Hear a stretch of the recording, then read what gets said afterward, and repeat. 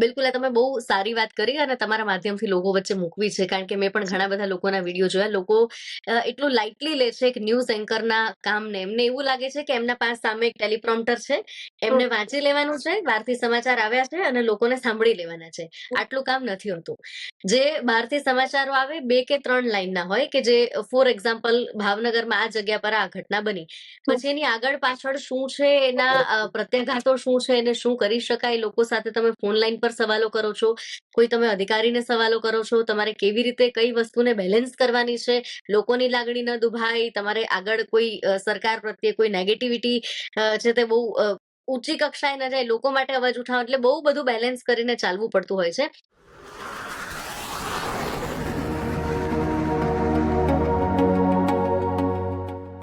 નમસ્કાર મિત્રો, સ્વાગત છે તમારું તમારા જ પોડકાસ્ટ ધ ગાઈડિંગ વોઇસ નવી દિશા નવો રસ્તોમાં. મિત્રો, ન્યૂઝ એન્કરિંગ માત્ર સમાચાર વાંચવાની એક પ્રક્રિયા નથી હોતી, પરંતુ સત્યને જવાબદારી સાથે અને સ્પષ્ટતા સાથે લોકો સુધી પહોંચાડવાની એક કળા હોય છે. કેમેરા સામેનો આત્મવિશ્વાસ અને લાઈવ ન્યૂઝનું દબાણ સત્ય પાછળ રહેલી એક જવાબદારી એક સારા જર્નલિસ્ટને સારી રીતે ઘડે છે. આજે અમારી સાથે એક એવી વ્યક્તિ છે જેમણે પ્રોડક્શનથી લઈને ન્યૂઝ એન્કરિંગ અને મીડિયા જગતના દરેક પાસાઓને બહુ નજીકથી જોયા છે. જી હા, આજે અમારી સાથે છે એક્સપિરિયન્સ્ડ ન્યૂઝ એન્કર, પ્રોડ્યુસર અને મીડિયા જગતમાં પોતાનું આગવું સ્થાન બનાવનાર સિદ્ધિ સાઠિયા. તો સર્વપ્રથમ કરીશું તેમનું હાર્દિક સ્વાગત. નમસ્કાર સિદ્ધિ મેમ, કેમ છો? નમસ્તે, બસ ફાઇન. તમે કેમ છો? આઈ એમ ગુડ. ધ ગાઈડિંગ વોઇસના વર્ચ્યુઅલ સ્ટુડિયોમાં આપનું હાર્દિક સ્વાગત છે. Welcome. Thank you so much. Thank you so much for inviting. Media જગતમાં તમે તમારું એક અનોખું આગવું સ્થાન બનાવ્યું છે. આ સુંદર યાત્રાની શરૂઆત કરીએ. ન્યૂઝ એન્કરિંગ અને પ્રોડક્શનમાં જગતમાં તમે પહેલો કદમ કેવી રીતે પડ્યો, ક્યાંથી પ્રેરણા મળી? બિલકુલ, મારી જર્નીની જો વાત કરીએ તો આમ તો હું વાત કરીશ ને કે મેં અભ્યાસ સાયન્સમાં કર્યો છે. બીએસસી સાયન્સની સ્ટુડન્ટ છું. પણ મને બાળપણથી જ શોખ હતો એન્કરિંગનો. એટલે સ્કૂલથી લઈ અને મને યાદ છે જ્યારે અમે લોકો ભણતા ત્યારે સ્કૂલમાં એવરીડે પ્રેયર પછી સમાચાર વાંચતા, જે ન્યૂઝપેપરની હેડલાઇન્સ હોય.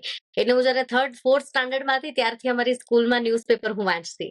એટલે આજે પણ ટીચર્સ યાદ કરે છે કે સમાચાર પત્રથી ટીવી સુધી હું પહોંચી. પણ જર્ની બહુ બ્યુટીફુલ હતી. મારું કોલેજ કમ્પ્લીટ થયા પછી સૌથી પહેલા મેં સંદેશ ન્યૂઝમાં શરૂઆત કરી, જ્યારે ત્યાં વોઇસ ઓવરની એક કોમ્પિટિશન હતી અને એના પછી એ લોકોએ મને સિલેક્ટ કરેલી. પછી ભક્તિ પ્રોગ્રામથી મેં શરૂઆત કરેલી. ધીમે ધીમે ગ્રેજ્યુઅલી આગળ જઈ અને મેં ન્યૂઝ, પછી પોલિટિકલ શોઝ થી માંડી અને લોકો સાથે લાઈવ ડિબેટ, એન્ટરટેનમેન્ટ શો બધું જ કવર કર્યું છે. એટલે 10-11 વર્ષની મારી આ જર્ની છે. 11 વર્ષમાં ધીમે ધીમે શીખતા શીખતા અહીંયા સુધી આવી છું. Great, that's great. કેમેરા સામે જ્યારે આવો છો, એ તો કામ રાત દિવસ કેમેરા સામે આવવાનું છે. કેમેરા સામે જ્યારે આવો છો, એ કોન્ફિડન્સ જે બિલ્ડઅપ થાય છે તમારો, એના પાછળ તમારો પર્સનલ ફોર્મ્યુલા શું છે? બહુ બધા લોકો આ વાત પૂછતા હોય છે. કારણ કે આજકાલ કેવું છે કે એવું નથી કે તમારે એન્કરિંગ કરવું છે તો જ તમારે કેમેરા ફેસ કરવાનું છે. રાઈટ. સોશિયલ મીડિયાનો ટાઈમ છે. આજે રૂટીન લાઈફમાં બધાને કેમેરા ફેસ કરવો જરૂરી છે. પણ માણસ પાસે નોલેજ બહુ બધું હોય પણ પ્રેઝન્ટ કરતા ન આવડે, આવું ઘણી વખત થતું હોય છે. એટલે લોકો પૂછતા હોય છે. પણ હું હંમેશા કહું છું કે સૌથી મોટી વસ્તુ, બધા એવું કહે છે કે કોન્ફિડન્સ કી છે, પણ મારા માટે પોતાની જાત ઉપરનો વિશ્વાસ. તમને તમારી ઉપર વિશ્વાસ છે કે તમે કેટલું કરી શકો છો, તમે કેટલું આપી શકો છો, એ તમે જાણો છો. તમારું નોલેજ કેટલું છે તમે જાણો છો, તો કોન્ફિડન્સ એના જાતે જ આવશે. બીજું, જ્યારે પણ કેમેરા સામે આવું છું ત્યારે થોડી વાર માટે પોઝ કરી અને જે પણ આપણા ઈષ્ટદેવ, આપણે જેમને પણ માનતા હોઈએ, એમને યાદ કરીએ, એમને પ્રે કરીએ. સરસ્વતી માને હું, આ મારો પર્સનલ એક્સપિરિયન્સ છે. જ્યારથી મેં આ ફિલ્ડમાં આવી છું ત્યારથી આજ સુધી એવરી ડે, એવરી ઇન્ટરવ્યુ હું એક નાનકડી પ્રાર્થના કરું છું કે સરસ્વતી દેવી, તમે મારી વાણી પર વિરાજો ને મારાથી કોઈના વિશે કશું ખરાબ ન બોલાઈ જાય, કોઈ પણ વાણીનો વિકાર ન થઈ જાય, એટલી હું પ્રાર્થના કરું છું. ને કદાચ એનું જ પરિણામ છે કે સારી રીતે બોલી શકાય છે. એટલે માં સરસ્વતીની દયા દ્રષ્ટિ, અનુકંપા તમારી ઉપર જ છે. જીવા ઉપર જી, તમે જી. જ્યારે કીધું ને, તમે કોઈ પણ પ્રોગ્રામ સ્ટાર્ટ કરો છો તો તમે માં સરસ્વતીનું આહ્વાન કરો છો કે તમારી જીવા પર એ વિરાજમાન રહે. જેમ તમે કોન્ફિડન્સની વાત કરી અને સોશિયલ મીડિયાની પણ વાત કરી સિદ્ધિ મેમ, ઘણા લોકો એવા હોય છે કે જેમણે તૈયારી ખૂબ સારી કરી હોય, પણ છતાંય કેમેરાની સામે આવીને નર્વસ થઈ જતા હોય, પોતાની સ્ક્રિપ્ટ ભૂલી જતા હોય કે ફમ્બલ બહુ થતું હોય, એનું કારણ શું છે? એટલે જેમ મેં કીધું ને કે જ્યારે આપણા કોન્ફિડન્સ ના હોય અને બીજું કે સ્ટેજ ફિયર જેને આપણે કહીએ, લોકોને સામે જોઈ અને ડરી જતા હોય છે. હમ. અને સેમ વસ્તુ બધાને એવું લાગે કે ન્યૂઝ એન્કરિંગ એટલે તો શું કે બંધ રૂમમાં સ્ટુડિયોની સામે કેમેરો છે અને કોઈ માણસની સામે જોઈને નથી બોલવાનું, હમ. એટલે બહુ ઈઝી છે. હમ. પણ લોકોની સામે બોલવા કરતા મશીનની સામે બોલવું વધારે અઘરું છે. કરેક્ટ. કારણ કે તમને સાંભળવા વાળું કોણ છે તમને ખ્યાલ નથી, તમારી ઓડિયન્સ કોણ છે તમને ખબર નથી. હા. ટેલિવિઝનના માધ્યમથી, સોશિયલ મીડિયાના માધ્યમથી જ્યારે લાખો લોકો તમને જોતા હોય, લોકો તમને કેવી રીતે જજ કરશે, ઘણું બધું મગજમાં ચાલતું હોય. પણ એ બધું મેં જેમ કીધું કે એ સૌથી વધારે કોન્ફિડન્સ ત્યારે આવે જ્યારે પોતાની જાત પર વિશ્વાસ હોય, બીજું કે પ્રેક્ટિસ એટલી હોય, એ વાંચવાની પ્રેક્ટિસ કે પછી બોલવાની પ્રેક્ટિસ. જ્યારે અમે લોકો બોલવાની શરૂઆત શીખવાની કરી, જ્યારે હું કોલેજમાંથી યુથ ફેસ્ટિવલ ને એ બધામાં વેલિક્યુશનમાં જ્યારે પાર્ટિસિપેટ કરતા, હું બ્રહ્માકુમારીઝના પણ ઘણા બધા કોમ્પિટિશન્સમાં ભાગ લીધો છે, ત્યાંથી પણ હું બોલવાનું બહુ બધું શીખી છું. પણ મેઇન વસ્તુ અમને પ્રેક્ટિસ ત્યારે કરવામાં આવતી, મિરર પ્રેક્ટિસ. અત્યારે જે જનરલી બધા ભૂલી જાય છે હમ. કે પોતાની જ જાતને મિરર સામે જોઈને બોલવાની પ્રેક્ટિસ કરે તો એનાથી વધારે સારું કોન્ફિડન્સ બિલ્ડિંગ માટે બીજી કોઈ ટિપ્સ નથી. એ વર્ક કરે છે મેમ, મિરર ટોક? બહુ જ સરસ વર્ક કરે છે. અને અત્યારે તમે જોશો કે સોશિયલ મીડિયા પણ ઘણા બધા જે એસ્ટ્રોલોજર્સ હોય છે ને, એ તમને એ રીતે સમજાવે છે કે બુદ્ધ એ વાણીનો કારક છે, રાઈટ. એટલે તમે બુદ્ધને મજબૂત કરવા માટે તમે મિરર સામે જોઈને બોલો. આ જ વસ્તુ જૂના સમયમાં અમે લોકો બોલવાની પ્રેક્ટિસ માટે, કોન્ફિડન્સ બિલ્ડઅપ માટે કરતા. એટલે આઈધર તમે સ્પિરિચ્યુઅલી પણ જુઓ છો તો એ રેમેડી તરીકે કામ કરે છે. તમે તમારી જાતને જ્યારે મિરર સામે જુઓ છો ત્યારે તમને ખબર પડે કે તમે બોલો છો તો લોકોને કેવું લાગે છે. એટલે તમારે શું ફેરફાર કરવાનો છે તમને જાતને પણ ખબર પડે, અને તમે પોતે જ પોતાના જ્યારે ક્રિટિક્સ બનશો ત્યારે વધારે સારી રીતે શીખી શકશો. કરેક્ટ. પોતાનો તો ક્રિટિક બનીએ, પણ જે લોકો રિવ્યુ આપે છે, કમેન્ટ આપે છે, એમાંથી પણ ઘણું બધું શીખવા મળે છે, જાણવા મળે છે કે હવે મારે ક્યાં, કઈ રીતે, કેવા ચેન્જીસ જોઈએ, કયા કરવા છે. એન્કર તરીકે લાઈવ ન્યૂઝ જ્યારે કરો છો તમે, એમાં સૌથી વધારે ચેલેન્જિંગ મુમેન્ટ કયા જોયા છે, કયા ફેસ કર્યા છે? એ કેવું છે કે ન્યૂઝ એટલું આખું વિશાળ, આખો આ બ્રોડ છે કે એમાં કોઈ જ સેક્ટર, કોઈ જ વિભાગનું લિમિટેશન નથી. એ હેલ્થના પણ આવે, એજ્યુકેશનના પણ આવે, પોલિટિક્સના પણ આવે, એક એક્સિડન્ટના પણ આવે, કાયદાના પણ આવે, પોલીસના પણ આવે. એટલે જેમ કહું છું ને કે જે વિષયનું વધારે નોલેજ હોય ત્યાં વધારે કોન્ફિડન્સ આવે. પણ જે વિષયમાં આપણે થોડું ઓછું જાણતા હોઈએ, પર્સનલી હું મારો એક્સપિરિયન્સ કહું તો કોઈ બિઝનેસની વાત આવે અથવા તો કાયદાકીય વાતો આવે, ત્યાં થોડું ડર લાગે, થોડું ચેલેન્જિંગ લાગે. બહુ શરૂઆતની વાત કરું, જ્યારે પહેલી વખત હું પબ્લિકમાં ગઈ હતી, સ્ટુડિયોમાં બેસીને બોલવું એ આખી અલગ વસ્તુ છે. પણ જ્યારે ડિબેટ માટે, એમાં પણ સૌથી પહેલું ઇલેક્શન હતું, અને ઇલેક્શન વખતે લોકોના વચ્ચે તમે જાઓ રિવ્યુ લેવા માટે, તમે તમારી ડ્યુટી બજાવો છો પણ લોકોને એમનો બળાપો કાઢવો હોય છે. એટલે એ સમય જે બેલેન્સ કરવું, લોકોની લાગણીઓને મેનેજ કરવી કે ભાઈ અમે તમારા માટે છીએ, તમારી વાત સાંભળીએ છીએ, તમારી વાત પહોંચાડીશું, એ લોકોની સાથે કનેક્ટ થવાની જે જગ્યા છે ને, ત્યાં બહુ બધું પેશન્સ માંગી લે. કારણ કે સામાન્ય ગ્રાઉન્ડ રૂટ પરના જે લોકો હોય, ગ્રામ્ય વિસ્તારના જે લોકો હોય, દરેક, તમે 100 લોકો મળે છે, 100 માંથી દરેકની માનસિકતા સરખી નથી હોવાની. એમના સાથે ડીલ કરવું એ સૌથી ટફ લાગે, પણ સૌથી મજા પણ એની છે. લોકો સાથે જેટલું જોડાઈએ પછી એમનો જે પ્રેમ મળે એની મજા એ લાઈફ ટાઈમની મેમરીઝ બની જતી હોય છે. Right, very true. એ દરેક ક્ષેત્રનો, દરેકનું કાર્યનું એક અલગ અનુભવ હોય છે, અને એ જ અનુભવ આપણને આગળ વધારતું હોય છે. મેડમ, જેમ તમે વાત કરી કે તમારી જે જર્નીની શરૂઆત થઈ ન્યૂઝ 18, સંદેશ ન્યૂઝથી લઈને ન્યૂઝ 18 ગુજરાતી સુધીની, આ યાત્રા દરમિયાન તમે શું શીખ્યા? બિલકુલ. જેમ મેં કીધું કે લોકો સાથે વાતચીત કરી અને એ આપણું એક પ્રદેશ અને એના વિશે તો મેં જાણ્યું જ છે. પણ મારી જે ન્યૂઝની જર્ની સંદેશથી ન્યૂઝ 18 સુધી હતી. ન્યૂઝ 18 પછી હું પ્રવેગ ટીવી અને અત્યારે બુલેટિન ઇન્ડિયા, પછી મારી પ્રોગ્રામિંગની જર્ની હતી. બંને ક્ષેત્રમાં મેં એટલું કામ કર્યું છે, ન્યૂઝ અને પ્રોગ્રામિંગ. અલગ અલગ ફિલ્ડના અલગ અલગ લોકોને જ્યારે મળીએ ત્યારે અલગ અલગ માનસિકતા, ધાર્મિક કાર્યક્રમોમાં અલગ અલગ ધર્મ, અલગ અલગ લોકોની વિચારધારા, અલગ અલગ રાજકીય પક્ષોની જે વિચારધારા, એમની કામ કરવાની પદ્ધતિ, કોઈ સક્સેસ સ્ટોરી કે એમની કોઈ સ્ટોરી કવર કરવા ગયા હોઈએ તો એમણે જીવનમાં કેટલો સંઘર્ષ કર્યો છે, એમાંથી આપણે શું શીખવાનું છે. એટલે એમ કહું ને તો હું તો માનું છું કે જ્યાં સુધી આપણે જીવીએ છીએ ત્યાં સુધી દરરોજ કંઈક શીખવું જોઈએ. એ મને હંમેશાથી ગમે છે, ને એ વસ્તુ મને આ ફિલ્ડમાં મળી છે. આ ફિલ્ડ એવું છે કે એમાં રોજ કંઈક નવું છે. એટલે રોજ કંઈક ને કંઈક જાણવા મળે, રોજ કંઈક ને કંઈક શીખવા મળે, લોકોની પાસેથી, એમના અનુભવો પાસેથી, કંઈક સમાચારો પાસેથી, કોઈ વિશ્લેષકો પાસેથી. એટલે સતત શીખતા રહેવાની જો ધગશ હોય તો આ ફિલ્ડ ખૂબ સારું છે. સતત શીખવા મળે છે, સતત જાણવા મળે છે અને નોલેજ વધવાની સાથે સાથે જેમ નોલેજ વધતું જાય એ રીતે કોન્ફિડન્સ બિલ્ડઅપ થતો જાય છે. સાચી વાત છે. રોજ ને તમે તમારી મીડિયા જગતની વાત કરીએ કે તે કોઈ પણ ક્ષેત્રમાં આપણે હોઈએ છીએ, રોજ નવા શીખવાની જે ભાવના હોય છે, જે ધગશ હોય છે ને, એ જ આપણને આપણી જાતને એક બેટર વર્ઝન બનાવે છે. કરીશ બ્રેકિંગ ન્યૂઝની, જ્યારે તમે બ્રેકિંગ ન્યૂઝ વાંચો છો, બ્રેકિંગ ન્યૂઝની પ્રિપેરેશન હોય છે કે કરો છો, એ વખતે જે પ્રેશર હોય છે એ હેન્ડલ કરવા માટે આપ શું તૈયારી કરો છો? બિલકુલ, આ તમે બહુ સારી વાત કરી અને તમારા માધ્યમથી લોકો વચ્ચે મૂકવી છે. કારણ કે મેં પણ ઘણા બધા લોકોના વિડીયો જોયા. લોકો એટલું લાઇટલી લે છે કે ન્યૂઝ એન્કરના કામને. એમને એવું લાગે છે કે એમના પાસે સામે એક ટેલિપ્રોમ્પ્ટર છે, એમને વાંચી લેવાનું છે, બહારથી સમાચાર આવ્યા છે અને લોકોને સાંભળી લેવાના છે. આટલું કામ નથી હોતું. જે બહારથી સમાચારો આવે 2 કે 3 લાઈનના હોય કે જે ફોર એક્ઝામ્પલ ભાવનગરમાં આ જગ્યા પર આ ઘટના બની. પછી એની આગળ પાછળ શું છે, એના પ્રત્યાઘાતો શું છે, એને શું કરી શકાય, લોકો સાથે તમે ફોન લાઈન પર સવાલો કરો છો, કોઈ તમે અધિકારીને સવાલો કરો છો, તમારે કેવી રીતે કઈ વસ્તુને બેલેન્સ કરવાની છે, લોકોની લાગણી ન દુભાય, તમારે આગળ કોઈ સરકાર પ્રત્યે કોઈ નેગેટિવિટી છે તે બહુ ઊંચી કક્ષાએ ન જાય, લોકો માટે અવાજ ઉઠાવો, એટલે બહુ બધું બેલેન્સ કરીને ચાલવું પડતું હોય છે. ઘણા બધા લોકો એમ કહે છે કે તમારે તો સમાચાર વાંચવાના છે. ખાલી વાંચવાનું નથી હોતું, એની પાછળ બહુ બધું કામ હોય છે અને એ બધું જાણી, સમજી, વિચારી અને બોલવાનું જે આખી પ્રોસેસ હોય છે, સાથે સામાન્ય લોકોને ખબર હોય કે નહીં હોય, પણ હું તમને કહું કે એક પીસીઆર અમારો પ્રોગ્રામ કંટ્રોલ રૂમથી અમને કંટ્રોલ કમાન્ડિંગ થતા હોય. એ બહુ સેકન્ડ્સમાં થતા હોય. લાઈક 2 સેકન્ડ, 3 સેકન્ડ, 5 સેકન્ડ આટલો અમને વચ્ચે પોઝ મળતો હોય. અગર એમને બેક ટુ કેમ કરે છે, ક્યુ કરે છે કે પાછળથી કોઈ કમાન્ડ આપે છે, કોઈ સમાચાર બદલાય છે, કોઈ નવી અપડેટ આવે છે.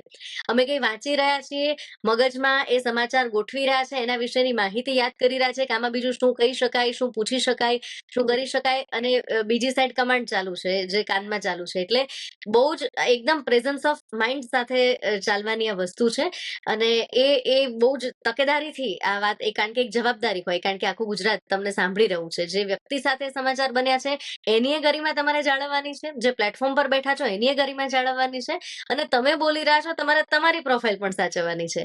એટલે આ થોડું ચેલેન્જિંગ છે. બધાને એવું લાગે છે કે ન્યૂઝ એન્કરનું કામ ફક્ત સમાચાર વાંચવાનું હોય છે, પણ સત્યને સ્પષ્ટતા સાથે, સંવેદનશીલતા સાથે સમાજ સુધી પહોંચાડવાનું કાર્ય જે હોય છે, બહુ મોટી જવાબદારી હોય છે એન્કરોના માથે. મેડમ, વાત કરીશ કે તમે ડિવોશનલ શોઝ પણ ઘણા બધા કર્યા છે, ટોક શોઝ પણ ઘણા બધા કર્યા છે. બંને ફોર્મેટમાં જે એપ્રોચ હોય છે કેવી રીતે અલગ હોય છે? એટલે કેવું છે કે એ માણસ શું તમે ડિલિવર કરવા માંગો છો લોકોને. ફોર એક્ઝામ્પલ ડિવોશનલ શોઝ છે તો એમાં અમે 2 પ્રકારના કર્યા છે. જેમ કે મંદિરોમાં જઈએ તો યાત્રા કરીએ. એમાં અમે લોકોને બતાવીએ કે કયા સ્થળની શું મહત્વતા છે, ત્યાં મંદિરની શું લોકવાયકા છે, ત્યાંના લોકોની શું લાગણી છે, ત્યાં કેવી રીતે પહોંચી શકાય, કયા વિસ્તારમાં છે. એટલે લોકો સુધી પ્રોપર માહિતી પહોંચે. મારા બહુ જ બધા સંદેશના, પછી વીટીવીના ભક્તિ રસના અને ન્યૂઝ 18માં પણ મારા ઝી 24 કલાકમાં જ્યારે અધ્યાત્મ કરીને મારો કાર્યક્રમ આવતો. એના બહુ જ બધા આજે પણ લોકો મારા સંપર્કમાં છે કે એ લોકો કહે છે કે તમારો શો જોયો ને અમે એ સ્થળ પર ગયા છે અને અમને પ્રોપર માહિતી મળી છે. એટલે અમારા કામથી જ્યારે લોકોને મદદ મળે એ સૌથી મોટી ખુશી હોય. ટોક શોની જ્યારે વાત હોય એ ડિવોશનલ પણ કર્યા છે, એ વ્યક્તિગત પણ કર્યા છે, એ જેમ મૂવીઝ રિવ્યુ આતે પણ કર્યા છે. અને એમાં મૂળ એ છે કે આપણે લોકો સુધી શું પહોંચાડવું છે એ માહિતી પ્રોપર એમના સુધી પહોંચે. આ કન્સેપ્ટ સાથે એમાં ચાલતા હોઈએ છીએ. તમે મીડિયા ઇન્ડસ્ટ્રીના દરેક પાસાઓને ખૂબ નજીકથી જોયા છે, કારણ કે આટલા વર્ષોની તમારી જર્ની છે. ફિમેલ ન્યૂઝ એન્કર તરીકે આ ઇન્ડસ્ટ્રીમાં શું પડકારો તમે જોયા છે? અત્યારના સમયની વાત કરીએ તો રિસન્ટ બહુ જ સારું છે. અત્યારે જે એક આખી ઇમ્પ્રેશન લોકોના મગજમાં હોય છે ઇન્ડસ્ટ્રીની, જેવી રીતે ટેલિવિઝન ઇન્ડસ્ટ્રી છે અથવા તો જેવી રીતે આપણું બોલિવૂડ છે, એવી જ રીતે કે ભાઈ ન્યૂઝ એન્કરમાં અગર કોઈ છોકરી આવે છે તો એને કાં તો કોમ્પ્રોમાઇઝ કરવા પડે અથવા તો એને મેલ એન્કરના સમકક્ષ સારું કામ ન મળે, એટલી રિસ્પેક્ટ ન મળે. પણ અત્યારે સિનારીઓ આખો બદલાઈ ગયો છે. જેવી રીતે આપણે આજુબાજુ પણ જોઈએ છીએ કે છોકરીઓનો જમાનો આવ્યો છે, કદાચ ફિલ્ડમાં પણ એવું જ છે. પ્રેક્ટિકલી મેં કામ કર્યું છે. મેં મોર્નિંગ શિફ્ટ સવારે 2 વાગે, 3 વાગે, 4 વાગે રથયાત્રામાં ને એ બધા ઇવેન્ટમાં પણ કામ કર્યું છે. રાત્રે 12, 1, 2 વાગ્યા સુધી પણ કામ કર્યું છે. જન્માષ્ટમી ને એવું હોય ત્યારે અમે લોકો 2-3 વાગ્યા સુધી ઓફિસમાં હોઈએ અથવા દ્વારકા કે કોઈ મંદિરોમાં પણ હોઈએ. પણ બહુ સેફ છે ઇન્ડસ્ટ્રી. એટલે જે પણ નવા લોકો પણ જે આવવા માંગે છે એમને પણ હું કહીશ કે જો પોતાનામાં કામ કરવાની આવડત છે હમ, તો કોઈ જ ચેલેન્જ અહીંયા છે નહીં. એક લેડીઝ તરીકે, પ્રોપર એક ફિમેલ તરીકે, કારણ કે અત્યારે આખી ઇન્ડસ્ટ્રી કોર્પોરેટ બની ગઈ છે એટલે બહુ જ સેફટી સાથે કામ કરી શકાય છે. હમ, મૂળ વાત એવું છે કે તમને કામ કરતા આવડવું જોઈએ, કામ કરવાની ધગશ હોવી જોઈએ. તો પછી કોઈ પડકારો આ એક ફિલ્ડમાં નહીં, કોઈ પણ ફિલ્ડમાં નથી. અને જેમને નથી કરવું એમના માટે તો ઘણા બધા ઇશ્યુ એ કોઈ પણ ફિલ્ડ હોય ત્યાં રહેવાના છે. મેમ તમે ક્લિયર સ્પીચ માટે અને વોઇસ મોડ્યુલેશન માટે કઈ પ્રેક્ટિસ કરો છો? એક તો તમે જેમ મિરર ટોક કીધું એવી બીજી કઈ પ્રેક્ટિસ કરો છો? બિલકુલ. હું મારા વિડીયોઝ પણ જેમાં ઘણી વખત કહેતી હોઉં છું. બહુ બેઝિક નાની-નાની ટિપ્સ આમાં હોય છે. ફોર એક્ઝામ્પલ 2 વસ્તુ હું આજે તમારા માધ્યમથી લોકોને કહીશ કે જે લોકોને ખુલીને અવાજ નથી નીકળતો, એ લોકો પેન જેવી કોઈ વસ્તુ રોજ 1 મિનિટ દાંતની વચ્ચે આ રીતે રાખી હમ, અને પેલા શબ્દો બોલે પછી લાઈન બોલે એવી પ્રેક્ટિસ રોજ 1 મિનિટ પણ કરે તો ઓકે. એના વર્ડ એકદમ ક્લિયર થઈ શકે છે. બીજું, વહેલા સવારે ગરમ પાણીના ગાર્ગલ્સ, મીઠા નાખી અને ગરમ પાણીના ગાર્ગલ્સ કરે તો અવાજ છે એ તમારો બેઝ પણ અવાજનો સારો થાય. થ્રોટ ઇન્ફેક્શન અમારે બહુ જ થતું હોય કારણ કે તમે સતત બોલવાનું આવે, ગળું ઘસાતું હોય. અને બીજી સૌથી મોટી વસ્તુ, ખાલી એવું નથી કે સિંગર લોકોને જેમનો અવાજ સાચવવાનો હોય, અમારે પણ, કારણ કે આ ફિલ્ડમાં છીએ. 9 કલાકની ડ્યુટીમાં મિનિમમ 5 થી 6 કલાક તમારે બોલવાનું આવે. એટલે દિવસ દરમિયાન ગરમ પાણી, ઠંડા પીણા, આઈસ્ક્રીમ, શુગર વાળી વસ્તુ બિલકુલ અવોઇડ કરવી પડે. ફ્રાઈડ વસ્તુ ખૂબ જ ઓછી લેવી પડે.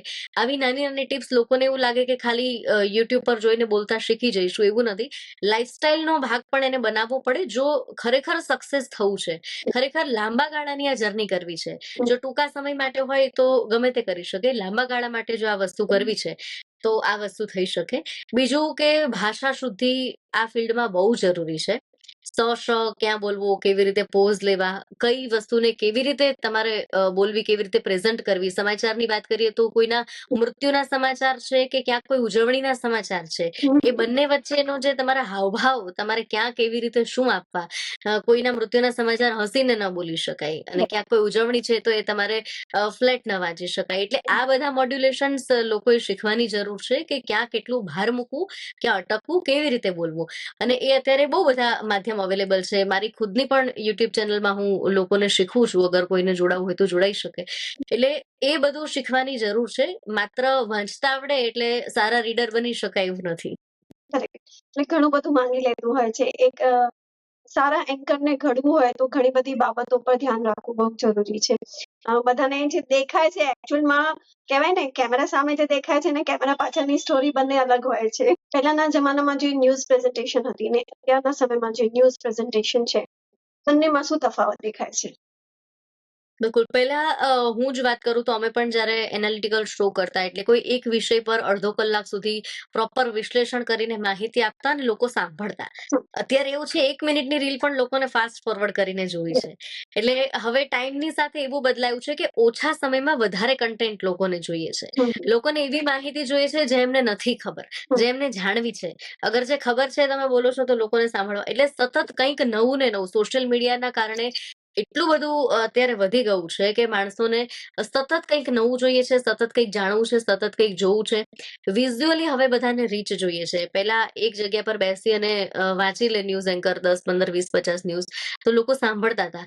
હવે એમને દરેક સ્ક્રીનમાં કંઈક વેરિએશન જોઈએ છે. હવે એ ક્રિએટિવિટી સમયની સાથે અમારે પણ લાવવી પડે, અમારી ટીમને પણ લાવવી પડે, સ્ક્રીનમાં પણ લાવવી પડે.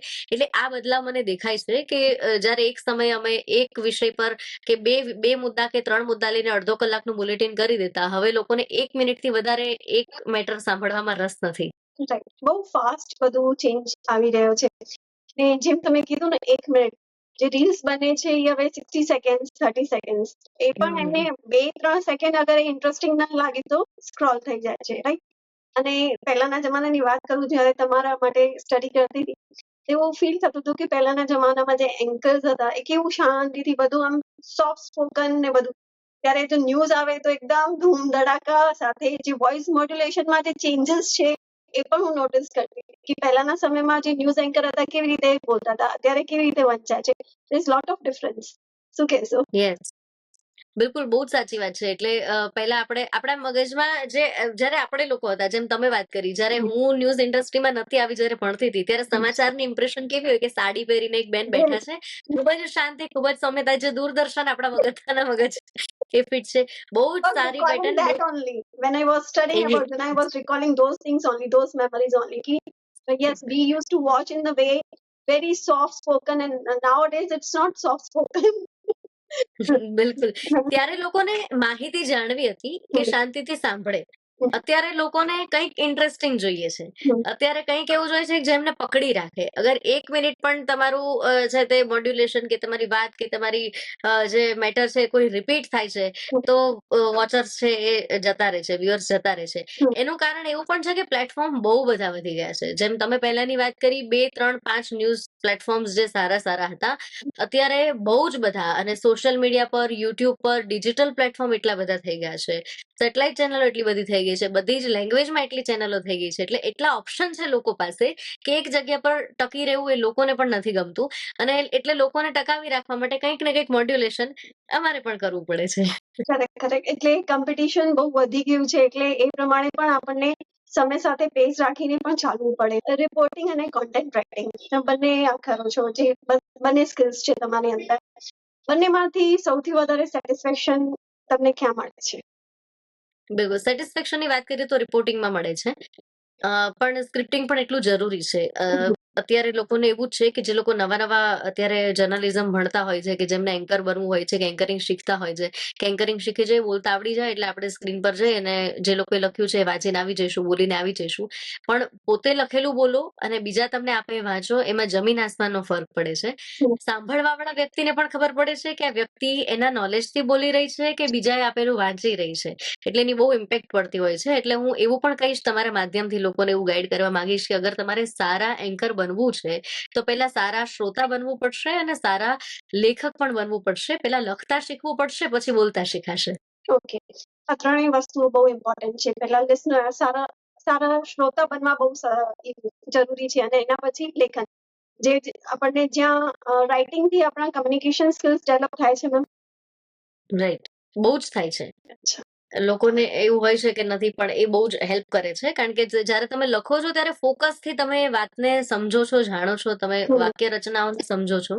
એટલે શરૂઆતના પીરિયડમાં એ જરૂરી છે. પછી એક વખત તમારા એક્સપર્ટીઝ આવી ગઈ પછી તમે વાંચી દો, ઇટ્સ ઓકે, પણ લખવાનું ઘણું હેલ્પફુલ થાય છે. તમારી કારકિર્દી દરમિયાન કોઈ એવી ઘટના ઘટી હોય જે તમને બહુ ઇમોશનલી સ્ટ્રોંગ બનાવ્યા હોય? હું વાત કરીશ કે જ્યારે કોવિડનો ટાઈમ હતો, અમે બહુ જ બધા, સૌથી યાદગાર મારા માટે એ ટાઈમ જ છે. બાકી ઘણું બધું અમે કવર કર્યું છે, રથયાત્રાથી લઈ અને તમામ જે સોશિયલ ઇવેન્ટ્સથી લઈ, નવરાત્રી કે આપણા તહેવારોથી લઈ, અને ઘટનાઓ પણ ઘણી બધી જોઈ છે. આપણી રિસેન્ટ પ્લેન ક્રેશ વાળી પણ બહુ જ ઇમોશનલ હતી. એટલે બહુ જ બધી વસ્તુ એવી આવતી હોય કે આપણે બેસીને જ્યારે સમાચાર વાંચીએ તો એવું થાય કે આના જગ્યાએ જો આપણો પરિવાર હોય, કોઈ જ્યારે શહીદોની જ્યારે એમના પરિવારોના પાસે જતા હોય ને આખી તમારે આખી એ મેટર ઉપર કમેન્ટ્રી કરવાનું થાય, ત્યારે અંદરથી બહુ જ ઇમોશનલી આપણને એવું થાય કે ખરેખર વ્યક્તિઓની ઉપર શું વીતે છે. અને કોવિડના ટાઈમે પણ એ જોયું કે લોકોએ બહુ બધી રીતે બહુ બધું લોકોને સપોર્ટ કર્યો, કે તમે હોસ્પિટલ્સની વાત કરો કે ગવર્મેન્ટની, પણ જે લોકો ઓન ડ્યુટી હતા એ સમયે એમનું જે અમે રિપોર્ટિંગ એમના જોયા છે, પોલીસ કર્મચારી હોય, નર્સિંગ સ્ટાફ હોય, જ્યારે આપણે એક બીજા વ્યક્તિને હાથ અડતા પણ ડરતા હતા. કોઈ એક ઘરમાં કોવિડ આવે છે તો એના 3 ઘર સુધી, કોઈ ગલી સુધી નતું જતું ફર્સ્ટ ફેઝમાં. એ સમયે જે લોકો એ વ્યક્તિની સેવા કરતા હતા એ લોકો સાથે મને બહુ જ એવું થયું કે ભાઈ આ ખરેખર જરૂર આવા લોકોને હેલ્પ. ટૂંકમાં ઇમોશનલી અટેચ હું એવા લોકો સાથે થઈ, અને ખરેખર જ્યારે મને પણ કોવિડ થયો, મને ઓન ડ્યુટી જ થયો જ્યારે ન્યૂઝ 18માં હતી ત્યારે બહુ જ સરસ મને નર્સિંગ સ્ટાફ અને બધાને ખૂબ સરસ મને એ લોકોએ મારી સેવા કરી. અને પછી એવું થયું કે જ્યારે આવી કોઈ પેન્ડેમિક જેવી કોઈ મોટી ઘટના બને છે ને, ત્યારે ગ્રાઉન્ડ લેવલ ઉપર જે લોકો હોય છે ને એ ક્યાંક ને ક્યાંક ભૂલાઈ જતા હોય છે. જે લોકોએ વેક્સિન આપી એમના બહુ વખાણ થતા હોય છે, પોલીસના વખાણ થતા, ગવર્મેન્ટના વખાણ થતા હોય છે, મીડિયાના વખાણ થતા હોય છે, પણ જે લોકોએ ગ્રાઉન્ડમાં કામ કર્યું છે, સફાઈ કર્મચારી છે, એ નર્સિંગ સ્ટાફ છે, એ કેરટેકર્સ છે, એમને ક્યાંક ને ક્યાંક લોકો ભૂલી જતા હોય છે. સાચી વાત છે.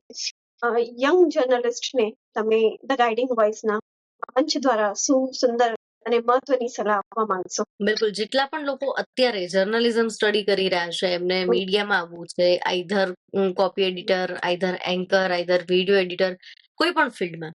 જર્નલિઝમ એ એક શોખ નથી, એ એક નોકરી નથી, એક કોર્પોરેટ તરીકે આપણે જોબ કરીએ છીએ, પણ અગર તમે આ ફિલ્ડમાં આવો છો તો હું એટલું જ કહેવા માંગીશ કે એક જવાબદારી સાથે આવો, કારણ કે હજારો લાખો લોકોનો વિશ્વાસ તમારી ઉપર છે.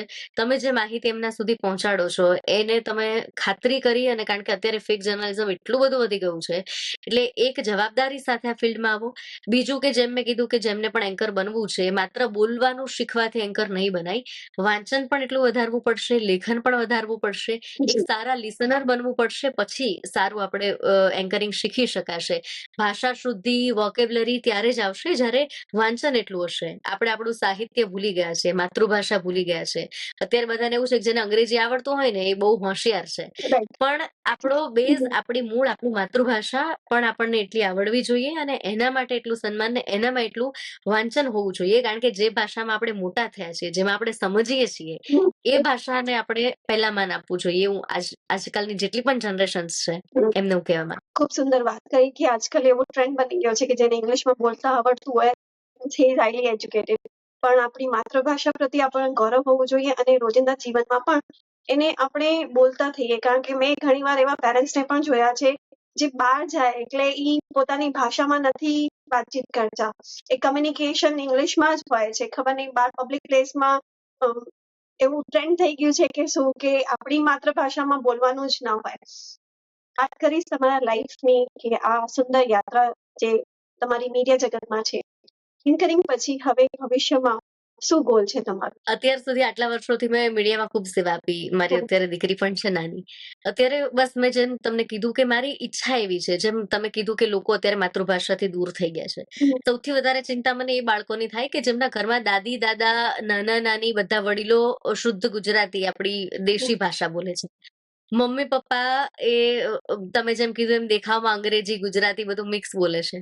સ્કૂલમાં જાય છે તો હિન્દી બોલે છે. બાળક એટલું કન્ફ્યુઝ થઈ ગયું છે કે ક્યાંક ને ક્યાંક એને ખબર નથી કે હું કઈ ભાષામાં સમજુ છું. બાળક જે ભાષા સમજે છે, જે ભાષામાં વિચારે છે, એ ભાષામાં એને ભણવું જોઈએ. આવો મારો વિચાર છે.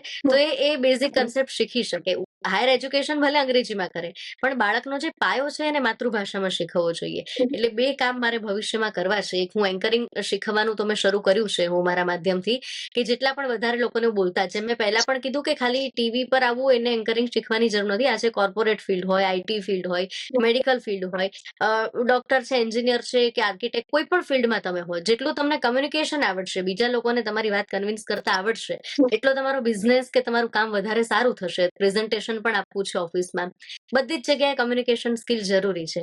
એ વધારેમાં વધારે લોકોને હું શીખવી શકું ને, એક પણ હું ફ્રી ઓફ કોસ્ટ અત્યારે શીખવું છું.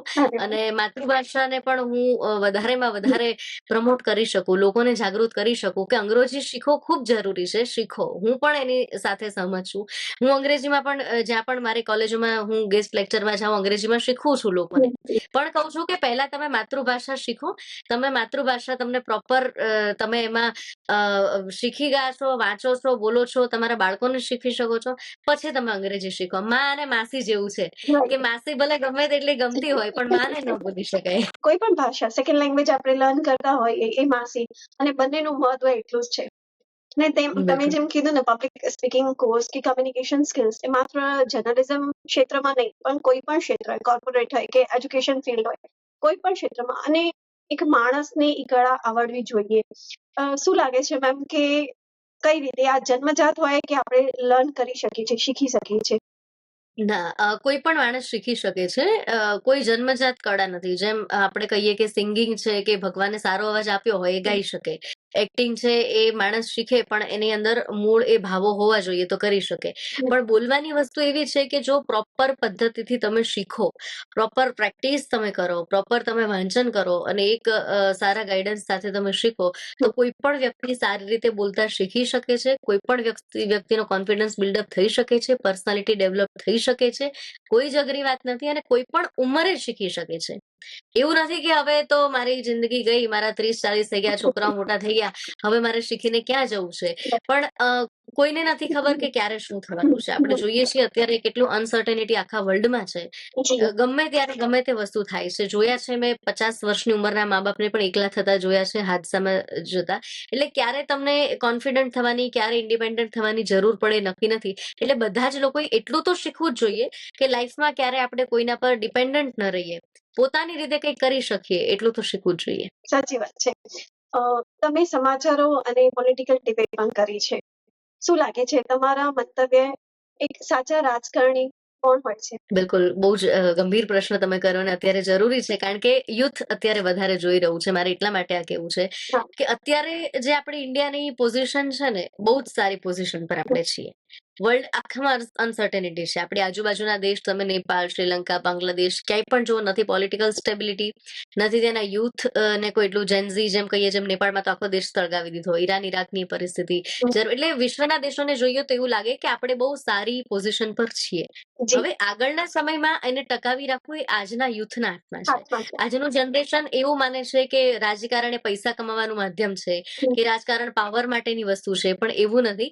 સારા વ્યક્તિઓ અને જે કેપેબલ વ્યક્તિઓ કે જેમને ખરેખર લોકોની સેવા કરવી છે, હા. લોકોને કંઈક ફાયદો પહોંચાડવો છે, એ ધ્યેય સાથે જો રાજકારણમાં આવે તો આખા દેશનો નકશો બદલી શકે, આખા દેશનું ભવિષ્ય બદલી શકે. ને એ ભાવના આવનારી પેઢી બદલવાનું આજના યુથના હાથમાં છે. એટલે હું તો લોકોને કહીશ કે જેટલું પણ યુથ છે, વધારેમાં વધારે લોકોએ બહાર આવવું જોઈએ, સામે આવવું જોઈએ. અને જેમ મેં પહેલા પણ કીધું કે સત્તાનું નહીં પણ સેવાનું માધ્યમ એ પોલિટિક્સ હોવું જોઈએ. મારી કરિયરમાં ઘણા બધા પોલિટિશિયન્સ સાથે ઇન્ટરવ્યુ કર્યા છે અને એ લોકોને મળ્યા છે, અને મેં જોયા છે એવા લોકો કે જે પોતાનો પણ વિચાર નથી કરતા અને એ લોકોનો વિચાર કરે છે અને સેવાના કામ કરે છે. 5 આંગળી જેમ સરખી ન હોય એમ 5 વ્યક્તિ પણ સરખા ન હોય, એક માના 2 દીકરા પણ સરખા ન હોય, પણ જોયા છે એવા લોકો કે જે ખરેખર સેવાના ભાવ સાથે રાજકારણમાં આવે છે.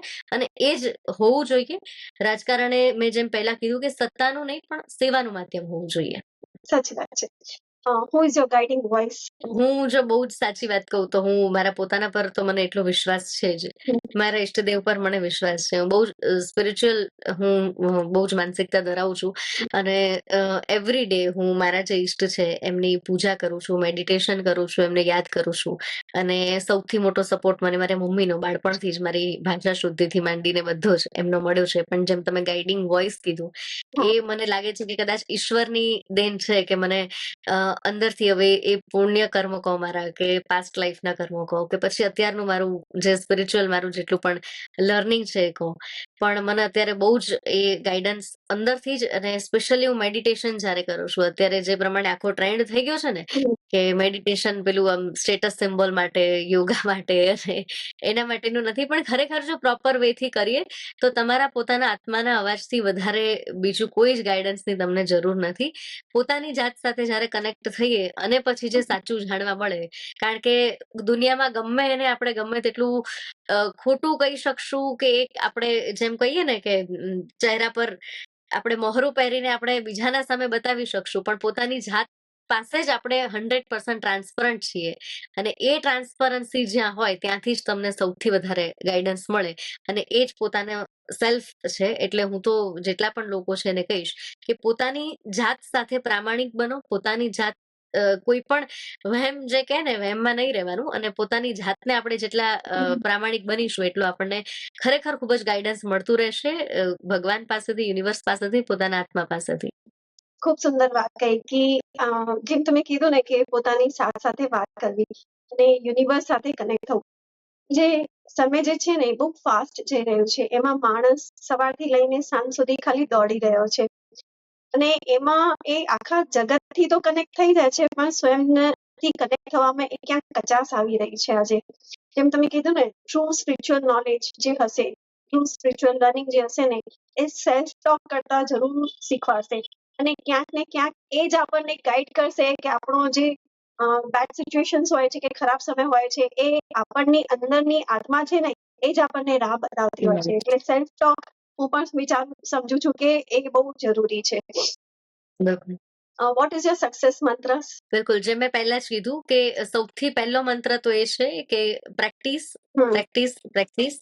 કોઈ પણ ફિલ્ડમાં છીએ, આ એક ફિલ્ડમાં નહીં. બીજું કે પોતાની જાત પર વિશ્વાસ રાખવાનો, પોતાની જાત પર ટ્રસ્ટ રાખવાનો. અને ત્રીજું કે હંમેશા પોતાના વિચારોને, બીજું કે જ્યાં આપણે કામ કરી રહ્યા છીએ, આપણો પરિવાર છે, એને આપણે લોયલ રહેવાનું છે.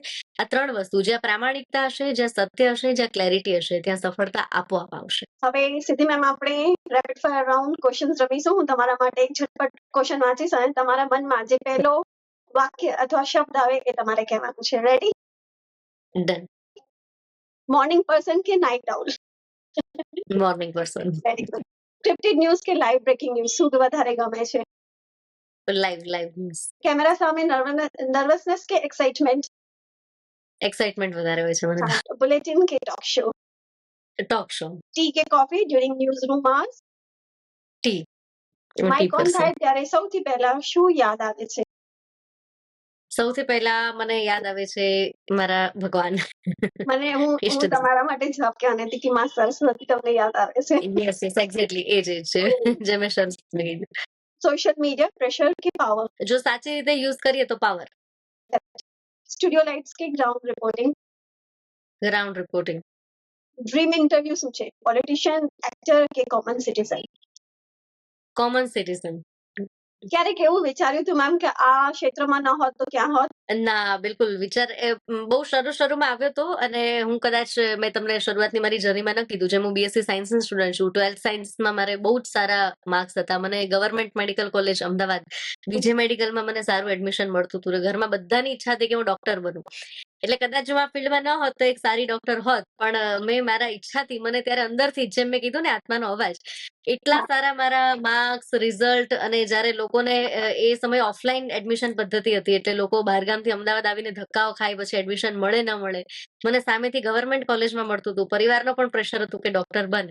પણ મેં મારો વોઇસ ફોલો કર્યો કે ના મારે આ જ કરવું છે અને આજે મને બહુ જ હું સેટિસ્ફાઈડ છું કે મને જે વસ્તુમાં ઈચ્છા હતી મારો જે રસ હતો એમાં મેં કરિયર બનાવીને હું બહુ જ ખુશ છું. Thank you very much for joining us and sharing your wonderful journey with us.